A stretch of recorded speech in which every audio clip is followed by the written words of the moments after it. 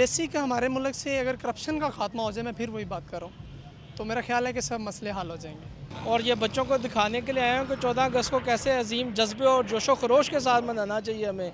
हाँ, ये मुल्क है तो हम हैं जी। मैं तो सिर्फ ये कहूँगा कि अमन व अमान, जिस वक्त इस मुल्क में इंशाअल्लाह उल अज़ीज़ काफ़ी बेहतरी आई है अमन व अमान की, अगर मज़ीद बेहतरी आई तो ये मुल्क बड़ी तेज़ी से आगे तरक्की करेगा इंशाअल्लाह उल अज़ीज़। आगे तो मैं ये कहूँगी एज अ यूथ हमें पाकिस्तान के लिए काम करना चाहिए।